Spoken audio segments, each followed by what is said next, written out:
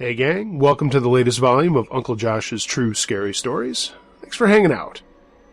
As many of you know, I like to bring you the best and allegedly true scary tales that you don't hear on a lot of other channels, and it's my pleasure to do so. But having said that, please check out my Patreon account and consider becoming a patron. For as little as $1 per volume, you can help me keep the ad-free content coming. Plus, you'll get bonus features no one else will, like outtakes and sneak peeks at upcoming volumes, and more. And of course, if you want to hear your story in a future episode, email me your tale at unclejoshtruescarystories@gmail.com. I guarantee you'll hear it in a future episode shortly.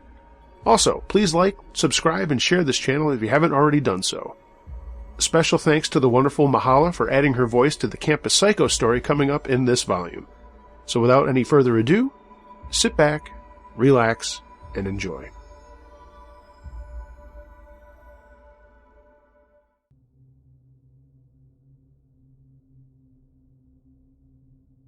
The Nurse's Aide, submitted by Michael D.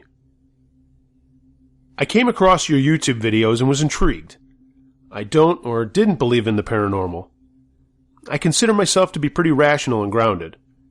I posted my story to a nurse's forum, but I figured I'd send it to you and see what you and your other subscribers can make of it. Some background. I've been an LPN for 20 years, and I've worked all hours, all shifts. Every place I've worked has its own stories, but I never really paid much attention, or I'd never seen or heard anything I couldn't rationally explain. But this happened, and I just don't know. This took place just over 2 years ago. I was returning to work as a night nurse after my first vacation in over a year. I was employed by a home for the developmentally disabled. Finishing my work for the evening, I stepped outside of the nurse's station to catch a smoke under the breezeway that runs alongside of our building. Passing on the same walkway, headed toward the official smoking area, was Miss Sandra, an older but sweet nurse's aide who was just a long-time employee of the facility, in her 60s.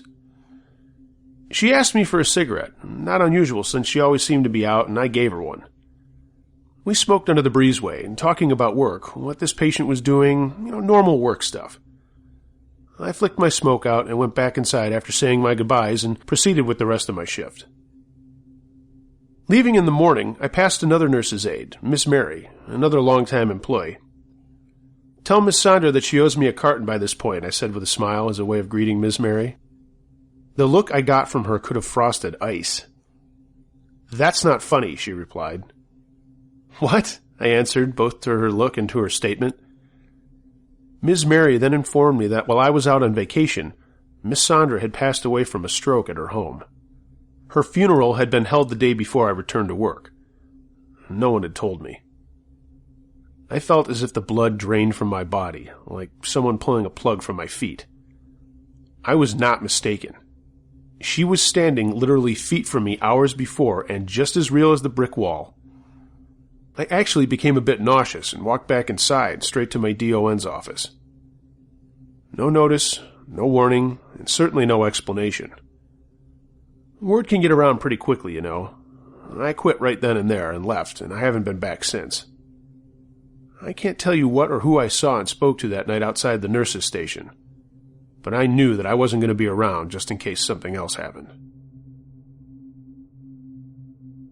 A stranger in my closet. I'm a karaoke DJ, and I usually get home between 2 and 3 a.m., but tonight I got off around 11 because the bar had a power outage. I live alone in a triplex behind a house. It's in the middle of a city, but the property I'm on is rather large, so there's a big backyard behind my apartment. As I was coming home that night, I noticed that my cats weren't waiting for me in the window. They always hear my van pulling up in the driveway, and they're always in the window every night, no exception. So I thought that it was odd that they weren't there. Then I noticed that my kitchen light was on, and I never leave my kitchen light on. I was a little freaked out, and that's when I thought I saw movement in my kitchen. I called 911, and the dispatcher told me to lock my van doors and remain in the vehicle and stay on the line. Officers showed up pretty quickly, in less than 5 minutes, and they parked on the street and walked up to my van. They asked me to stay quiet and give them my house key. One officer went to the back of my apartment, and the other used my key to unlock the front door. When he opened the door, all was quiet. And then he yelled really loudly, telling someone to come out. I heard the police officer that was in my backyard start yelling, and the other officer ran over to join him. By this time, my neighbors had come outside, and they were freaking out too. It seemed like a long time, but they walked a cuffed woman towards me, and it turns out it was a patron that I had 86'd from the bar last weekend. I don't know how she found out where I lived, but she was hiding in my bedroom closet with a very large knife. I don't want to think about what would have happened if I had gone to bed with her waiting for me.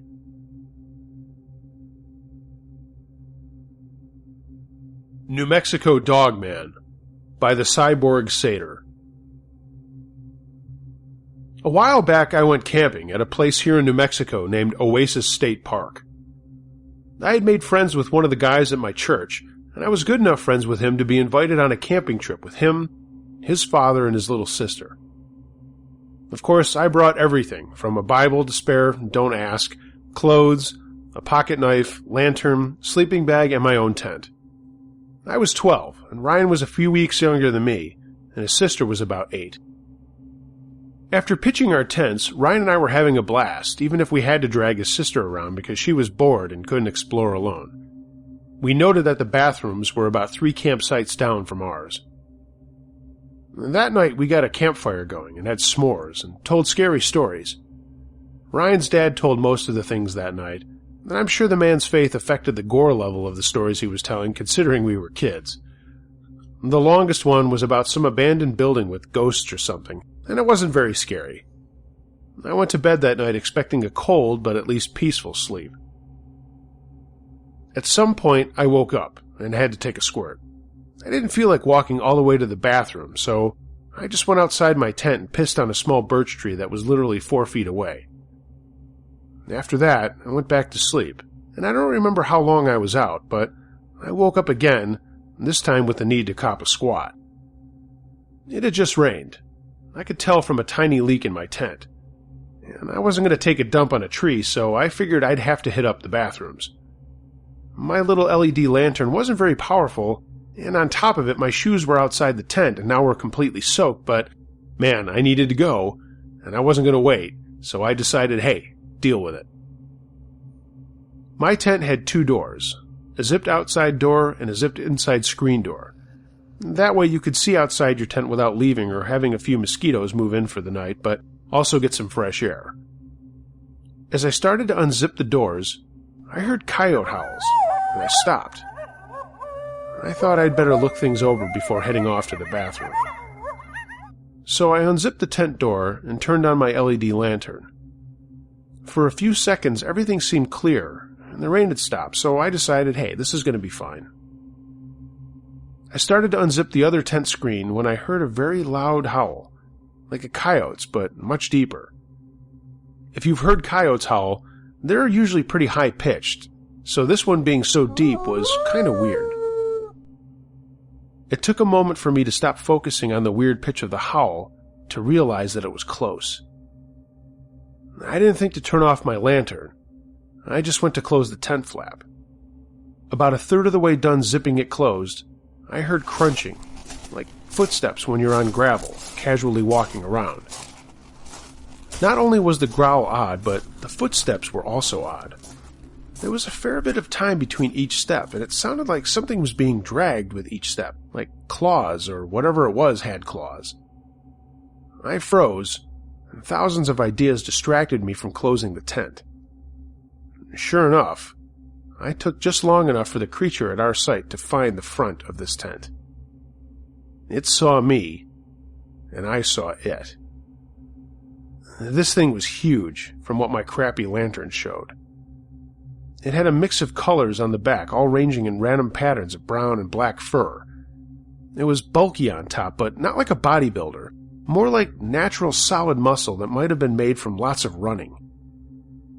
It was thin in the middle and had stocky legs and arms, the legs by the hips stockier than any other part of its limbs.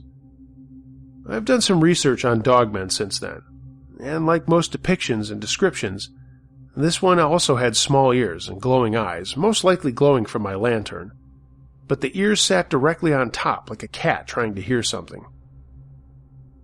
At one point it leaned forward and sniffed a tree before turning to me and looking me in the eye again.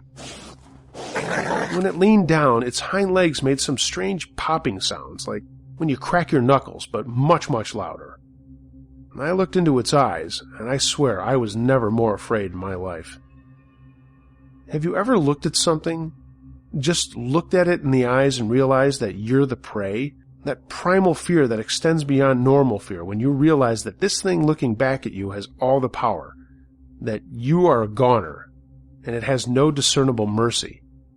I felt that right then, knowing that no tent wall was going to stop that beast if it wanted to crush my skull in its jaws. The fur wasn't so thick, and I could see its muscles ripple as it moved. Stranger yet, before it moved off into the darkness, it lowered to all fours, and when it did, its knees made more of that popping sound. It was the sound of bone hitting bone awkwardly. Its knees had to disjoint and slide into a different position for it to run on all fours, I'm sure of that. I never went to the bathroom, and I know what some people are going to say. It was just some weirdo trying to scare you, but I swear it couldn't have been. My friend and his family heard the howls, but they ignored them, thinking that they would go away. So I know that this wasn't a dream.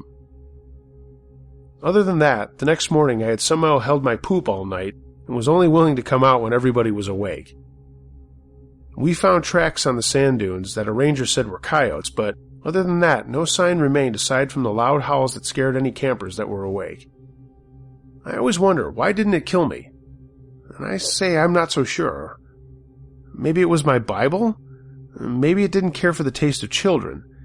Or maybe it knew the whole campsite would wake up if it tried something. So, for all I know, it let me live by circumstance. Either way, that's all I got. That was my experience, and some of you may call bullshit, but yeah, whatever. The beings in my bedroom. This was a particularly frightening experience I had a few years ago. Mostly because it was a time in my life when I started to realize that something was happening to me that wasn't normal, and also frightening because I was fully aware and awake when it began. I was living in an apartment that had a nice walk-in closet in my bedroom. I mean, this closet was huge. It had 2 separate doors by which you could access it, and my friends used to call it Narnia because it was so large. One spring night, I was having a very restless evening. I kept tossing and turning, but the weird thing was that I would sometimes smell these really strange odors. All that night I smelled something like a dusty road, and it was so strong it felt like the dust was coating my nose and throat. It was unbearable, and I couldn't understand where the smell was coming from. I usually left my lamp turned on my bedside table, and this night I was lying on my sides toward the lamp. I was fully awake. My eyes were closed because I was trying to sleep, but I just had them shut. I could clearly see the lamplight through my eyelids. Suddenly, I felt the covers being pulled off of me slowly. I was terrified and found that I was paralyzed and couldn't move a muscle. My eyelids felt like they weighed 1,000 pounds, and I struggled but couldn't open them. My mouth felt like it was glued shut and I couldn't speak. And then I felt hands grab my forearms and pull me out of bed. I remember trying to calm myself and tried to take control of the situation. I felt that there were 2 people on either side of me holding each arm, and they were guiding me, but I was on my back and half floating above the floor. I was completely off the bed by this time. I fought the paralysis with everything I had, and took every ounce of strength I had to open my eyes. When I did, I saw 2 human-like people on either side of me. I remember distinctly that one of them had a red polo shirt, with a thin yellow horizontal stripe on it. But this was the weird part. I could see their hands and shirts clearly, but when I tried to look up at their faces, it was like they were just smudged, like when a person's face is pixelated on TV to hide their identity? And that's what it looked like. I could see dark places where eyes and mouth would be, but again, their faces were just smudged out. I finally got my mouth to open, but it felt like I was speaking through molasses. I said, "Hello?" I was thinking that I could maybe introduce myself to them and maybe they would do the same. I had no idea what to do or say to gain some control of the situation, so I just started there. Then, a voice came from both of them simultaneously. "We know." I asked, "What's your name?" There was a pause, and then the one in the red shirt said, Joe. It was a strange echo of the same voice and same name that seemed to come from the other guy, who I couldn't see as well, because I couldn't turn my head. I had a feeling they had just made up the name Joe, and that they weren't going to tell me who they were. At this point, I noticed they were pulling me into the closet. Then, suddenly, there was a skip in my memory, and I realized that I was being pulled out of the closet by the same two men. And this time, I was face down. As they were pulling me out, I heard a very metallic, non-human voice, as if spoken over a PA system, say, What? Are you finished? As if in response to a question I had asked. I was then put back on my bed, face down and still paralyzed. And then everything went blank again. And the next thing I knew, I had jolted up and my heart was beating out of my chest. Shortly after that, and even now, I tend to discount this experience as a dream, even though I know beyond a shadow of a doubt that I was awake when it happened. It just felt so real. The lamplight, the covers being pulled off my skin, the hands clutching my arms. I even felt my feet burning slightly from being dragged on the carpet. The morning after, I woke up to find a small spot of blood on the left side of my pillow. I figured maybe I had a zit on my face that burst in the night or something. I knew I couldn't have scratched myself, because I always bite my nails down to nubs. I couldn't make a mark on myself if I tried. I finally found the source of the blood, though. There was a small scab behind my left ear, and I have no idea how I could have gotten scratched back there.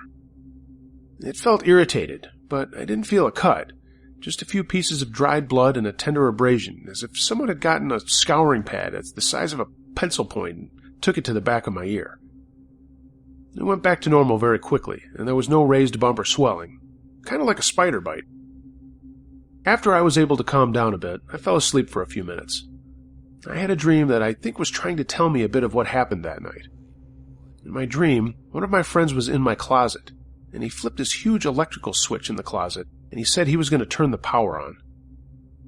Then I saw him washing dishes in a sink that was in my closet. I think maybe him flipping the switch was my brain's way of explaining to me that the energy level in the room had changed before the experience. And I also think my friend washing dishes may have been a metaphor for me remembering seeing someone wash their hands, maybe after scratching my ear. Incidentally, another strange thing happened in this apartment. This was before the experience I just related. One morning I woke up and found 3 perfectly straight parallel scratches in the crook of my right arm. I was absolutely baffled. I lived alone, I didn't have any pets, and again, I didn't have any fingernails to scratch myself like that. There were 3 straight, evenly spaced parallel scratches at the bend of my elbow. They weren't messy scratches like an animal would do, but very, very precise. The 2 outer scratches were exactly the same length, with the one in the middle being slightly longer. They were red and swollen when I woke up. In just a few hours, the swelling and redness had disappeared, revealing that the lines were made up of straight lines of tiny blood blisters just under the skin. The skin was not broken, but blood had been brought to the surface. By that evening, the blisters had turned into brown, dried-up scabs that easily brushed off. Part of me wonders if this wasn't some kind of a test, like an allergen test, before the implantation procedure that might have happened weeks later.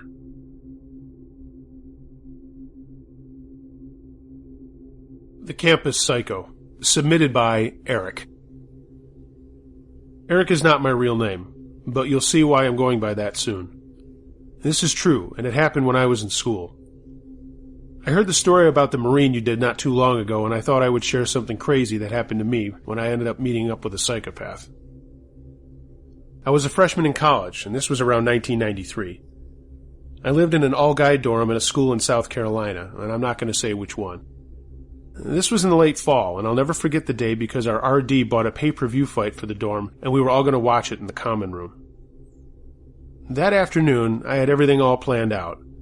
I had to work my job on campus as part of my aide to pay for school, and then I was going to hit the fitness center, jog across campus, and then get ready for the fight. I knew there was going to be a couple of beers involved too, so hey, this was going to be really cool, I thought. My job was easy that day, and I finished up around 4, ran to the weight room and worked out. Then jogged back to my dorm, just like I thought I would. It was a great day, and I knew it was only going to get better. At least, that's what I thought then. I'm going to jump back a couple of months to the beginning of school. I was taking an Intro to Sociology course, and I met this girl. She was cute, but kind of odd. She sat in front of me almost every class for the first couple of weeks, but then started coming in after me and sitting down right next to me. This was a lecture hall with about 300 seats, and there were only like 80 people in the class, so it was odd for people to sit next to one another unless they were friends or whatever. So, one day, she, let's call her Anne, started talking to me before the prof started doing his thing, and we exchanged names. I'm a pretty outgoing guy, so I was never shy talking to girls and stuff, but while she started the conversation, she was reluctant to answer any of my questions about her. The same thing happened again the next class, but this time afterwards we left the hall talking more, and Anne was beginning to lighten up a little bit. The next class in Soch was canceled. Hell yeah, Nintendo time. Her dorm was next to mine, and she was walking the same way. We kept chatting until we got to her dorm, and then she just stopped and kind of stared at me. I smiled back and was all like, okay. Then she just turned around and went into her dorm without saying another word. I shook my head and went to my room. My roommate was there, and I told him about Anne. His girlfriend lived in the same dorm as her, and he said he'd ask his woman about Anne. We played some Tecmo football on my Nintendo for a while, and I just forgot about it. For the next few Soch classes, I didn't see Anne. Mind you, I wasn't totally looking for her, but with only 80 people in a 300-seat auditorium, it's kind of easy to notice who was there and who wasn't. When I got back to my room later that day, Anne was sitting outside of my dorm room door. I said hi and something cheesy like, "Hey, looking for me?" She stood up and stared at me like she had the last time I saw her. She didn't say anything, so I finally opened my door and asked if she wanted to come in. Blank stare, followed by a nod. I went into my room and she quickly went over to my bed and sat down. "So, what's up? I noticed you haven't been in class." You did? Really? She said this very eagerly. It was kind of weird. "Yeah, you're not missing that much. The class is boring. I space out a lot and don't pay attention. But it is a pretty easy course, really, don't you think?"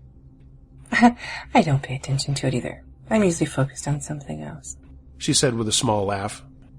"Oh, really? Like what? Another class? I sometimes do my homework for other classes while I'm sitting in there." She stared at me again and didn't say anything for like a minute. We just stood looking at each other's faces. Never mind. Forget it. She said finally and quietly. She started tapping her feet on the floor, back and forth like tap dancing. Again, silence between us, and just staring. "Okay, that's cool," I said. I started asking her questions about where she was from and all that stupid small talk we do with people we don't really know. She actually started talking, and a little of the weirdness went away. I went to my mini fridge and got out 2 bottles of water and gave one to Anne. We talked about school and bullshit, and after a while she took the bottle out of my hand and put it up to her face and ran her tongue around the rim of it and handed it back. I'm not fucking joking. She licked my water bottle. She smiled this strange smile at me and slowly said, "You're very pretty, Eric." Who the fuck tells a guy he's pretty? Things were quickly going back to being weird again. I said thanks and put my water bottle down on my desk. "Can I have that?" asked Anne. Okay, I guess. Things were beyond weird now. Things were actually uncomfortable. "Would you like to eat at the dining hall tonight with me?" I'm actually meeting some guys tonight, but maybe another time would be cool," I said. Anne didn't say anything. She just stood up and put her hand out to me and touched my face. Okay, I'm a man's man, but I kind of backed up a little and bumped into my desk and chair. "Do you have a girlfriend?" "Yeah, I do, back home. Kim goes to college there." "Are you two serious boyfriend and girlfriend?" "I guess so. We've been together since our sophomore year of high school. She got a scholarship to play soccer there, so that's why we're long distance now." I pointed to a picture of us that I had on my desk. "Oh. Well, I guess I should go." She picked up my water bottle and went to the door. She didn't turn around, but right before she left, she whispered, "When I'm in sociology, I think about you, Eric." She then opened the door and left, never looking at me once again. I stood there wondering what the hell had just happened. My roommate came in and I told him what was going on, and he said, "Dude, that girl's a little fucked up. My girlfriend says she doesn't really talk to anyone, and her roommate said she never sleeps. Glad she likes you and not me, brother." He laughed and turned on my TV. After this, I only saw Anne in class, but she never sat near me and was always gone before class ended. Then the weird things started to happen. I would get these strange emails with poems that would start out about love and then end in violence, like people getting killed or hurt or whatever. Now, back then, practically nobody had a computer in their room, so we went to these labs and used computers there. The only time I ever used email was to email my friends and get assignments from professors. It wasn't like today where you can attach stuff like pictures and documents. Anyway, I knew it had to be Anne because I had my girlfriend's email and this wasn't it. I told Kim about Anne and she teased me saying that I was the desire of all the girls at my school. Yeah, right. One day I left Soc class to take a leak, and when I came back to my seat, my notebook was gone. And 2 days later it was back on the desk I had sat in the last time, and the words "I love you" were on the cover in what I think was lipstick. And it wasn't ink, and it was kind of greasy. I looked around the room and saw Anne on the far side, not looking at me or anything. It had to have been her. The next day my roommate said there were some messages for me on our answering machine, and he was grinning. Who was it from? Yeah, you guessed it. Anne. I'm paraphrasing some of this because it's been a while, but I do remember most of it. My roommate does too, and we still talk about it. Hi, Eric. I just wanted to say hi and that I miss talking to you. I'd like to talk to you. Can we have a coffee or something? I have something I want to tell you. Call me back when you can. Bye. Then... Hi, Eric. I just got back and didn't see a call from you, so I thought I'd call you again. So call me, okay? I don't want you to get the wrong impression, and I'm not trying to break you and your girlfriend up. I just miss talking to you. Call me. What the hell? Wrong impression? And did she really think she could split me and Kim up? Why even bring that up? Next message. Hi, Eric. It's me, Anne. Please let me know if you want to talk, because I want to tell you something. I want to tell you that I like you. More than like you, Eric. I want you. Message 4. I want you inside me, Eric. I need you. And I don't care about your girlfriend. She doesn't have to know. I just want you. Call me, Eric. I'll be waiting. My roommate was holding back laughter, and I said, "You're an asshole. You're really enjoying this, aren't you?" He burst out laughing, and I told him that it really wasn't that funny. He said, "Yeah, it is. You're the asshole for not seeing that it's funny." And just then some guys from down the hall came asking what was so funny, what we were laughing about. So, asshole roommate plays them the messages, and they were all dying, and I started to laugh too, but still a little concerned Anne was thinking this way. She didn't even know me. I didn't call her back and didn't get any more messages, but one morning I was heading to the shower, and when I got back to my room, someone had tied a rubber around my door handle, and it was full of what I had hoped were egg whites. I thought it was the guys that did it, but no one ever brought it up or laughed about it. When I said, "Good one, guys," they were all like, "What the fuck are you talking about?" Then I started getting these drawings slipped into my room. They were really good, I have to admit. They were usually of two people sitting together or whatever, romantic poses, and they all had the words "us" written on them. Again, they had to have been from Anne. I told Kim everything about it, and she told me not to worry. I never saw Anne in class ever again, but she did call and leave messages. She never called when I was actually in my room, though, like at night or on the weekends. One message was just her saying my name over and over for like 3 minutes. Finally, one day I came back from my work job and I realized things were not good. The picture I had showed Anne of me and Kim was stuck in my room door with a knife. This is all true, guys. I didn't touch anything and went to get my RA, who then took me to the RD's office so I could fill a report out. That's when I told them about the phone calls and stuff, but because no one could prove anything, it went nowhere. I'll admit it now, as I watched the campus police taking the knife in the picture, I was scared. So now we're back to the beginning of my story. I ran up the stairs to my dorm and saw the big screen set up in the common room was getting more excited about the fight. I saw my RA and RD in the main office with a campus police officer and a county sheriff. The campus cop said something to my RD and he nodded and then caught my eye and waved me over. So I went into the office.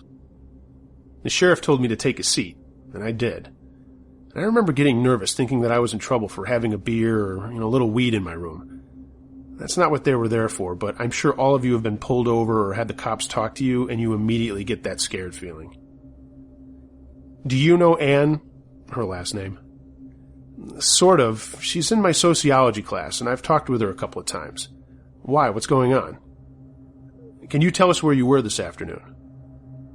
Yeah, I said. I told them about my job, and then the gym, and then jogging back to the dorm. You look a little sweaty there, partner. Sure you didn't go anywhere else? Can people verify where you were? I didn't say anything, suddenly thinking something serious was up. What's this all about? And yeah, there are lots of people who saw me at the fitness center, and my boss can verify that I was at work. What the fuck's going on here? The cops looked at one another, and I was getting that lightheaded feeling, and my stomach was starting to turn over. They asked me more questions about where I was and how I spent my time at school, and I think I just sat there. Son, we have a female in the infirmary right now who says you attacked her and tried to rape her in the stairwell of her dorm. I almost shit my pants. They kept talking and told me that I wasn't under arrest, but I needed to go with them to the sheriff's station. I remember wanting to cry. Yeah, real manly, I know, but I did. I told them that I didn't want to go, that I didn't do anything, and that I needed to talk to my parents. They said they would get me in touch with them, but I still had to go with them. I was scared shitless. I was being accused of rape. We walked out to a cruiser, and some of my dorm friends were outside and saw me getting into the car. They all just stood there staring, and I looked back at them wanting to scream for them to help me, but I knew they couldn't. After we got to the station, my parents called. My RD had called them and told them what was up, and I'm not going to go into the whole account of what happened there, but my parents did eventually show up with a lawyer, and things got pretty intense. Anne had been found in a stairwell with all these cuts on her arms and legs. Her face had been mashed up too, and I guess there was blood all over her clothes. My parents didn't buy the accusation. I don't think the police did either, but procedure is procedure, I guess. My parents took me home and wanted me to stay there for a few days, and the police said that would be okay as long as I didn't leave the state and would have to come back if they needed to ask me more questions. When they said that, I was beyond terrified. What was worse was that the word traveled fast, and Kim found out before I even got home. She said she believed I didn't do it, but she was still kind of distant. It took a little while to get over her boyfriend being accused of being a rapist.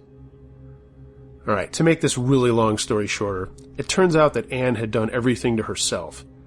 She actually cut herself up, and the investigators even figured out she had smashed her face on a door to the stairway and found her own skin cells under her fingertips from where she had scratched her body. She waited there until someone found her and kept saying my name over and over and screaming no. She had left a threatening message on my answering machine saying something like she was going to have my baby no matter what, and that she was coming over that night to force me to sleep with her. My roommate brought that to the cops' attention, along with all the other stuff she had done. Even the condom was hers, they figured. She had a pack of Trojans of the same type in her room. They also found pictures she had taken of herself masturbating to the picture of me and Kim. She had somehow stolen from my room. There were also pictures of me from all over the place. She had taken pictures of me on my job, at the library, social class, dining halls, house parties, you name it. My name wasn't Mud at school, but I felt weird as just about everyone heard about it. No one passed judgment, but I was embarrassed and felt like I was that guy rapist even though I wasn't.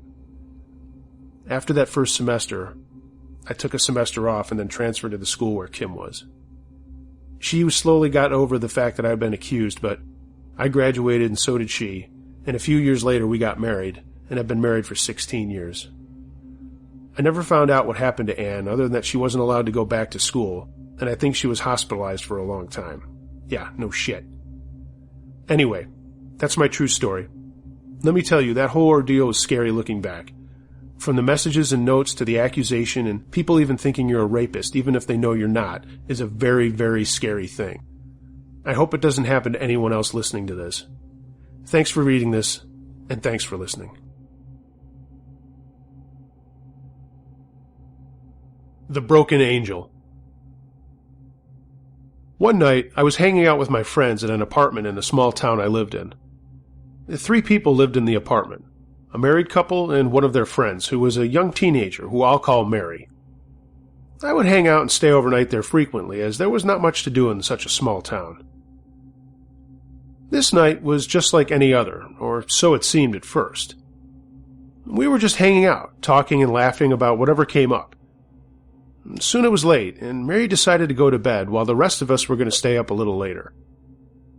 She walked down the hallway and entered her bedroom and screamed. We immediately jumped up and ran to her bedroom. She was looking down at the floor with an expression of terror on her face and was staring at a medium-sized porcelain angel that was lying broken in 3 pieces on the floor. She had kept this angel on top of her Bible on a nightstand, but now both the angel and Bible were on the floor. A broken angel is nothing to scream in terror over, and at first I was confused. But Mary picked it up, and streaming from the eyes was what looked like fresh blood. Immediately I assumed that she was pulling some prank on us. An angel crying tears of blood sounded so generic and so cliché, so unimaginative that I thought for sure Mary was trying to get some kind of attention. I took the angel pieces from her and said, "Yeah, right." She swore that she had nothing to do with the broken angel and its tears. I shot a skeptical look at her, and then looked closely at the angel's face. The blood looked like fresh nail polish, and I still did not believe that she had nothing to do with it. Knowing that nail polish smells strongly of chemicals, I put my nose close to the angel's face and smelled it. I didn't detect that familiar nail polish smell, but I was still doubtful.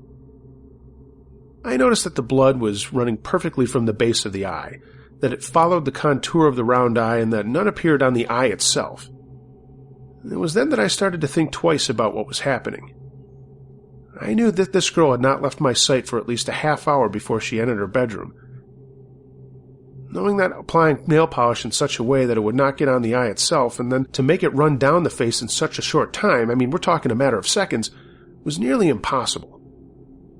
As I held the angel in my hands, I grilled Mary about what she had seen when she had entered the room. She said that she walked in to see it broken, and the blood just beginning to run.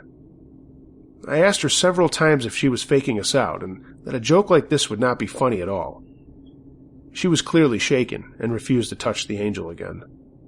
I looked at the angel again, and to my complete shock, the bright red blood had turned darker with a slightly rough surface. I touched it, and it was dry. Nail polish stays smooth and bright even after it dries, and this unnerved me, so I scraped the blood with my fingernail, and it flaked off.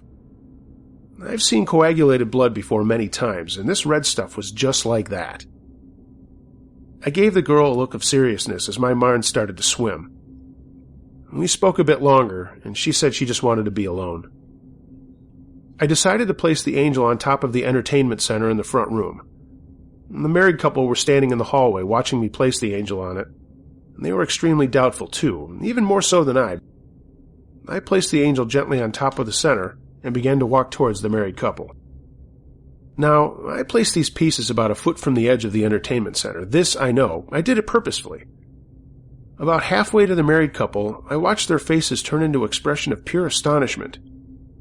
They pointed behind me, and I looked back at the entertainment center. The angel pieces were on the carpet in front of it. I stood staring at them in complete disbelief. The couple approached and said that they did not see the pieces actually move from the center, but they saw them bounce on the carpet as I walked away. As we stood there, we all got a very eerie feeling that we were not alone. I sat down on the couch and got a feeling of hatred around me. I sat there quietly and felt the presence of a very angry man in the room who was trying to scare me. I spoke aloud and told him I knew what he was up to, and that I would not work with me, and he should leave. Out of the corner of my eye, I caught a glimpse of a face of a man who had the most terrible scowl and angry eyes on him. I believe he was truly upset that I was not going to allow him to have an effect on me. The feeling of the room returned to normal, and I relaxed. I went back to Mary's room and told her what had just happened. She was crying and said that ever since she had been going out with her boyfriend, who was very controlling and had a lot of bottled-up emotions, she felt the spirit of an angry man had been following her around. I suggested that she leave this boy and pray for the spirit to leave her alone. She ended up breaking up with him, but it was a few months after the incident. You might not believe this, but I was there, There was definitely something there that night that did not like us and wanted our attention. Threatened at the Bus Stop by Manders Dawn. I'm a 30-year-old woman living in Texas, and I've met my fair share of creeps, but what happened to me yesterday takes the cake. I don't drive, and I work in another city, so I take the bus to and from work, using mostly the same stops on a daily basis. I just started using public transportation last year, so I'm mostly pretty comfortable with it by now, which makes yesterday's experience all the more unnerving. I had gone to the store after work, and I had a reusable bag in one hand and my purse in the other. Approaching the bus stop, I saw a woman sitting inside the shelter, and while I'm normally very shy and won't sit down if someone is in there, I considered it because I was feeling fairly sick and my feet hurt after being on them all day. That idea quickly disappeared when I got closer and could hear her muttering to herself. I did a quick glance over as I walked past, and I could see she had all these bags spread out over that side of the bench, and her shoes were off, so I concluded she was probably homeless, and since her muttering to herself definitely put me on guard, I walked past the stop to maybe 2 yards away or so and set the reusable bag down. Uncomfortable, I pulled out my phone and began to text my best friend to tell her about this, and that's when I started noticing what she was saying. Things like, "Don't call me sweetie, I'll fucking murder you." Okay, my hackles are raised even more, and I'm curious to take a peek over at her, but at the same time, I don't want to antagonize her. I keep messaging with my friend, and the lady continues muttering the entire time, saying things like, "Don't call me sweetie, don't call me honey, don't call me anything." But she's also saying things I can't quite catch, but what I did was, "I'll wrap my hands around your throat and I'll fucking kill you." At this point, I'm thinking maybe I should just nope it out of there. But the bus is set to arrive any minute, and even though the station is just down the street, I'm reluctant to try for it because I just really want to get home. Yeah, stupid, I know. But she hasn't done anything to make me think she'd even noticed I existed yet. Around this time, I hear her saying things about a fat slut. Now, this certainly alarms me, as I'm not a slim woman, and slut is a fairly gender-specific word. But what sends shivers down my spine is when I hear, "And your phone doesn't scare me." Clearly, she's speaking about or to me now, as I've had my phone out since I got there. Just as I'm about to grab my bag, I look to the side, and she's now just outside the shelter, staring at me with a look of intense hatred. There's still maybe 1.5 yards between us, but it's not enough to make me risk leaning over to pick up the bag and possibly give her an opening. She starts again with how I've got to stop calling her sweetie, but now I can hear the other stuff I was missing before. Things about how she wasn't going to fuck me, she was going to worship me. I wasn't going to cost her morals or her relationship with God, and just all kinds of crazy shit. I'm looking anywhere but at this woman, completely terrified as she keeps talking about murdering me and putting her hands around my neck. She sits back down, and I, being a complete idiot, am frozen to the spot, and I feel like I don't even dare lean forward or over to get my bag, even though she's now a safe distance away. She keeps muttering, and I slowly come to the conclusion that my bus is not coming on time, and I'm close to tears, and that's when she got up again. She's even more vehement now, and I'm completely terrified, the most scared I've ever been in my life. I saw a man crossing the street, and as he stepped onto the sidewalk, I took a deep breath and hoped for the best. I leant over and grabbed my stuff, and I noped the fuck out of there, watching over my shoulder the entire way. I walked down to the next bus stop, and immediately called the police, who connected me to the right department, and I tell them what had happened, although my physical description wasn't that great since, as I told them, I hardly even glanced at her, because I was really worried about getting her worked up.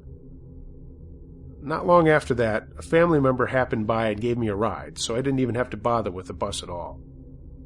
My brother lives in an apartment complex just down the road from that stop, and he told me that she'd been sleeping there for about a week, and he had a minor encounter with her the other night. But she was gone this morning and still gone this afternoon, so maybe somebody else complained. I hope so, because I fear for the safety of people who come into contact with her. And I also feel really sorry for her, and hope she can get the help that she needs.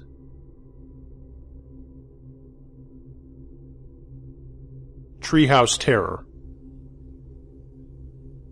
This happened when I was on vacation, visiting my cousins in California. They have a huge backyard, and even have a basketball court in it. They also have this really cool treehouse, complete with electricity, TV, PlayStation. So me and one of my cousins named Danny were playing basketball. It was late, and it was beginning to get dark outside. But while we were playing, Danny's brother Mike was in the treehouse playing PlayStation. After we balled it up for a while, we heard Mike screaming at us through the treehouse window, saying, "Damn it, guys, stop shaking the fort!" We simply looked at him in confusion because we were at least 30 yards away from him and didn't even touch the legs of the fort. We continued our game until it became too dark to see. We noticed that Mike had left the fort, so we went in to play some games. We played a game, but all of a sudden we started to feel the treehouse shaking. We yelled at whoever was pushing it to knock it off. It instantly stopped, so we continued playing. About 5 minutes later, it began shaking again. I went out with a flashlight and looked under and around, but saw nothing. I looked at the direction of the house, which was kind of far because their backyard is so big, and saw that Mike and the rest of the family were in the living room. Kind of freaked out, I climbed back up the ladder and into the fort. We started playing a board game, and then we saw that the fort's security light went on, which meant someone was near. We froze briefly, staring at each other, both noticing the fear in each other's eyes. Danny went and peeked through a window, but saw nothing, even with the help of the security light. I told him that it was probably just some animal, and he responded by telling me that the light only detects larger things, like people. I said maybe it was a deer. I told him to stop worrying, and we got back to our game.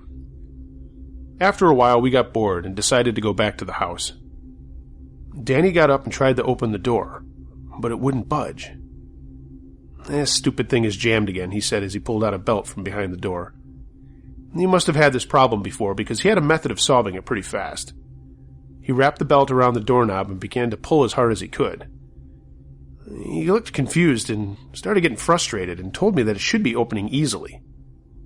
I helped pull too, but it still wouldn't budge. It was as if someone was holding it from the outside. Yeah, I know it sounds crazy. But it was then that we heard footsteps, as if someone was walking around the little porch of the fort. We both looked at each other, and now we were really scared.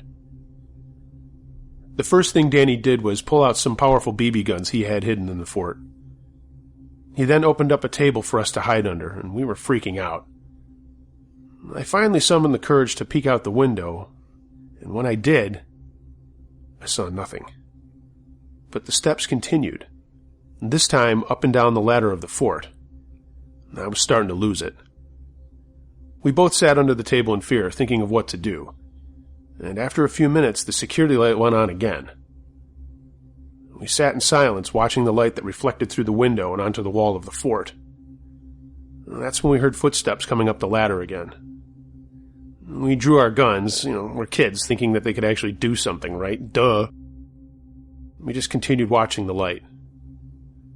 A few seconds later, for a brief moment, a shadow passed through the light, sending a terrifying chill through our spines. We looked at each other blankly for seconds until I spoke, telling Danny that we had to get the hell out of there. I slowly reached out from under the table and grabbed a string to close the curtains. Once I did, we got up and cleaned up everything so we could just be ready to run like hell out the door. But the door would still not open. I knew for sure that something was preventing us from opening it. Still afraid, but now very annoyed, my anger took over my fear. I began pounding on the door, screaming cuss words and saying, "Let us the fuck out of here!" After my screaming and swearing, the door simply slid open with a single pull. We ran out, shut the door, jumped down, and ran like madmen towards the house. It was later that night that my Uncle Danny's father told us that the fort was built on a graveyard that was moved to another part of town. So that morning, once it was light out, we managed to force ourselves back into the fort. We began discussing whatever went on that night, and our paranoia caused us to keep looking out the little holes in the curtains. When I looked, I saw something. I can't really explain what it was. It looked like a dark figure or an orb, but it had the physical structure of a person, arms, legs, and head. It was crouched down behind a skinny tree. I shot my head back and told Danny to look. He said he saw it too, but then when he looked again, it was gone. What happened that night caused me to believe in supernatural stuff, and I will never forget it or discount it when someone tells me what they've been through.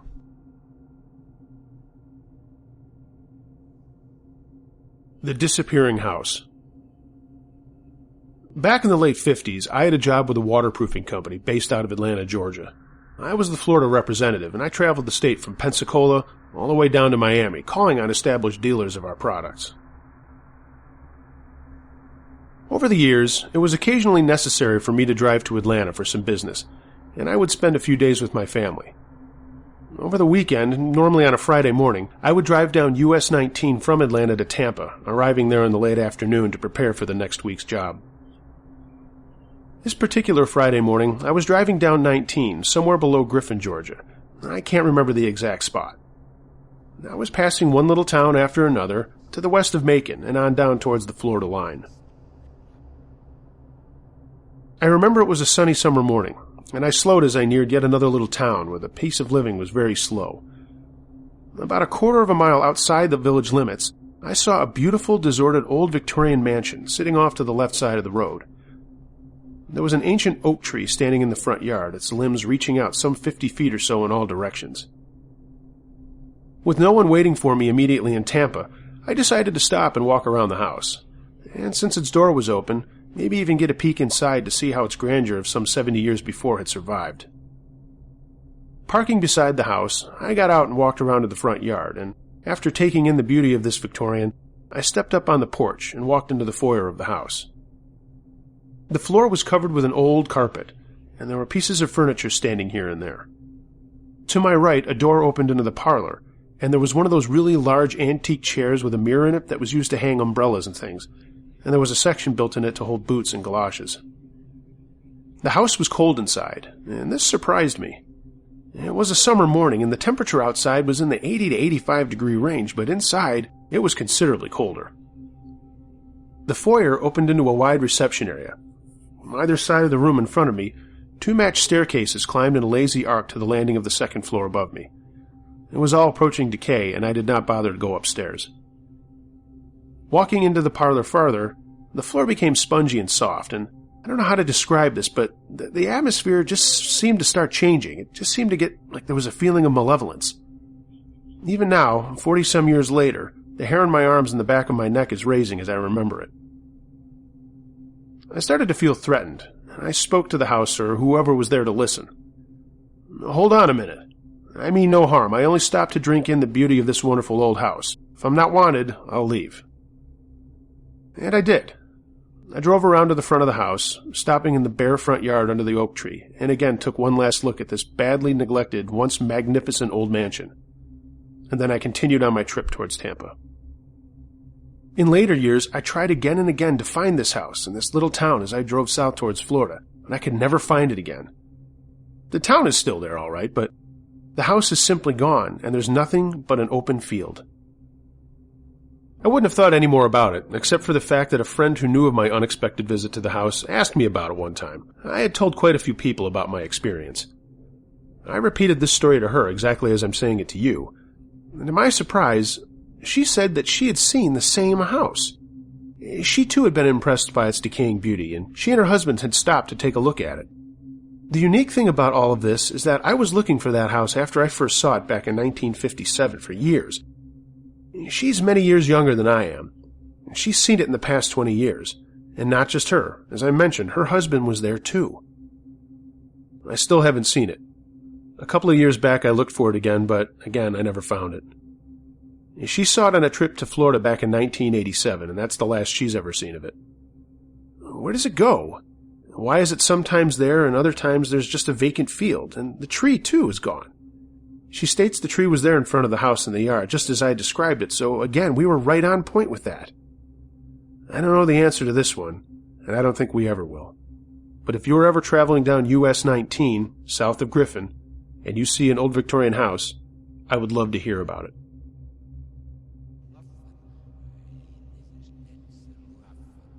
My experience with a Ouija board. I developed a fascination with spirits my first year at college in Minnesota. It was a campus notorious for its abundance of ghost stories.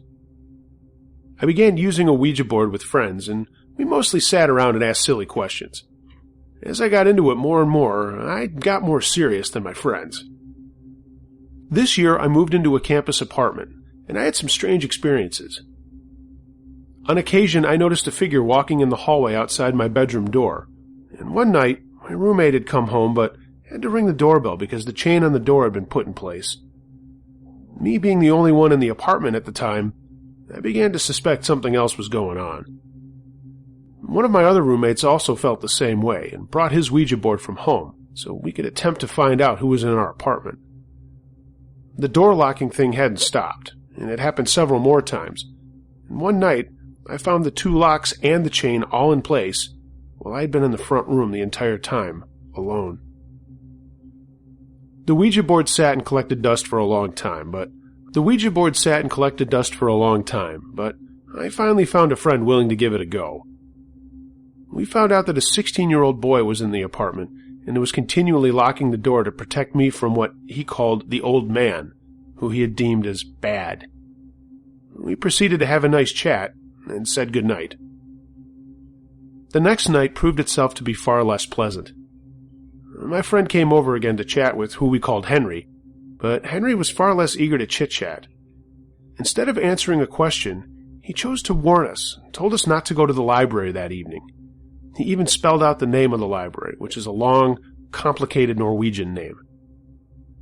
After not speaking too much with Henry, I kneeled down to change the music we had been listening to, and suddenly my friend said my name and pointed to the planchette, which was now resting on the floor. I put it back on the board and continued to scroll through my iPod. My friend said my name again, and suddenly the planchette came flying toward me and hit me in the back. I asked the board who was causing this, and it was the aforementioned old man. Thoroughly jolted by the experience, my friend and I decided it was best to have a cigarette break outside. My friend went into the kitchen where she had left her things and called my name once again. Her books were strewn about the floor, along with some other objects that had been on the table. We put them back and went outside. But when we came back in, the kitchen was in even more disarray, as objects were overturned. A mug was flipped over, my friend's notebook was in the sink, and now a pair of scissors was on the floor, along with some water bottles. What really caught my attention was that the roll of paper towels had been removed from its holder and set neatly next to it. Other objects had been removed from various locations and set on the counter, too. To take our minds off of the situation, we decided to watch a DVD. While I was fiddling around with the DVD player, the DVD remote slid across the floor and hit me. Shortly after that, the TV remote flew off the coffee table and landed a couple of feet away. We were freaking out. After a few minutes, we calmed down and started getting our wits together. We pulled out the Ouija board again and found ourselves talking with the old man himself, who explained he was doing these things for fun and just to scare us. We asked to talk with Henry, and Henry told us to keep our door locked and to believe. He promised to help us whenever he could. Not much has happened since then, but the door lock thing does still happen. It's an experience I won't soon forget. Oh, and by the way, the night Henry told us to not go to the library, a fire had broken out in the basement and some students were injured. Thanks, Henry.